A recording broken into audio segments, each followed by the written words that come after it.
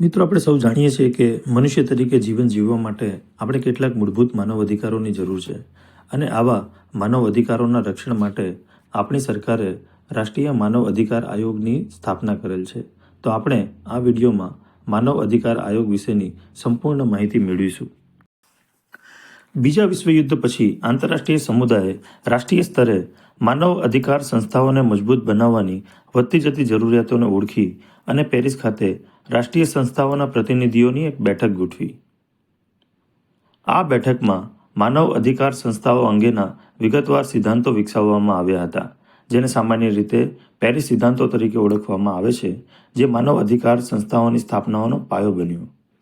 UN કમિશને 10 December 1948ના રોજ માનવ અધિકાર માટે આંતરરાષ્ટ્રીય અનુબંધની રચના કરી. રાષ્ટ્રીય માનવ અધિકાર આયોગની સ્થાપના. રાષ્ટ્રીય માનવ અધિકાર આયોગની સ્થાપના માનવ અધિકાર સુરક્ષા અધિનિયમ 1993 દ્વારા કરવામાં આવેલ છે અને આ કાયદાને પહેલી વખત વર્ષ 2006માં અને બીજી વર્ષ 2009માં સુધારો કરવામાં આવેલ છે. માનવ અધિકાર આયોગની સ્થાપના પેરિસ સિદ્ધાંતોથી પ્રેરણા લઈને કરવામાં આવેલ છે. માનવ અધિકાર આયોગનો ઉદ્દેશ્ય. આયોગનો ઉદ્દેશ્ય ભારતના બંધારણમાં જણાવેલ મૂળભૂત અધિકારોનું રક્ષણ કરવાનો છે તથા આંતરરાષ્ટ્રીય અનુબંધમાં જણાવેલ માનવ અધિકારોનું રક્ષણ કરવાનો છે અને માન્ય સુપ્રીમ કોર્ટ દ્વારા સમયાંતરે જે વિવિધ ચુકાદાઓમાં માનવ અધિકારો જણાવવામાં આવે છે તેનું રક્ષણ કરવાનો છે. માનવ અધિકાર આયોગની નિમણૂક. માનવ અધિકાર આયોગના અધ્યક્ષ અને સદસ્યોની નિમણૂક એક પસંદગી સમિતિ દ્વારા કરવામાં આવે છે.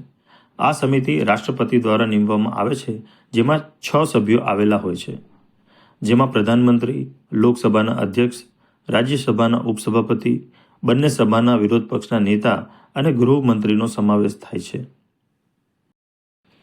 આ સમિતિમાં કુલ 6 સદસ્યો આવેલા હોય છે, જેમાં અધ્યક્ષ પદે ભારતના પૂર્વ મુખ્ય ન્યાયાધીશ અથવા સુપ્રીમ કોર્ટના જજની નિમણૂક થાય છે તથા અન્ય 5 સદસ્યો હોય છે, જેમાં એક હાલના અથવા પૂર્વ સુપ્રીમ કોર્ટના ન્યાયાધીશ અને બીજા હાલના અથવા પૂર્વ હાઈકોર્ટના મુખ્ય ન્યાયાધીશ અને બીજા 3 સભ્યો હોય છે, જે માનવ અધિકાર વિશેની બાબતોના જાણકાર અને અનુભવી હોય છે. માનવ અધિકાર આયોગની સત્તાઓ.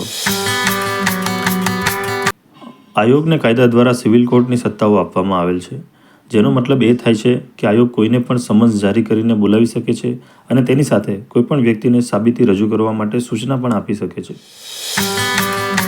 આયોગની સત્તા સરકારને ભલામણ કરવા પૂરતી મર્યાદિત છે.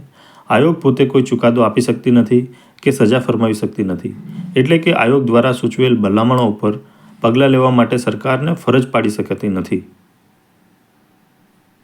આયોગ પોતાની ભલામણ સરકારને એક રિપોર્ટ દ્વારા આપે છે અને એ ભલામણ ઉપર એક્શન લેવા માટે સરકાર બાધ્ય નથી. મિત્રો, આવા જ વિડીયો જોવા માટે અમારી ચેનલ એકાગ્ર લર્નિંગ્સને લાઇક અને સબસ્ક્રાઈબ કરતા રહો.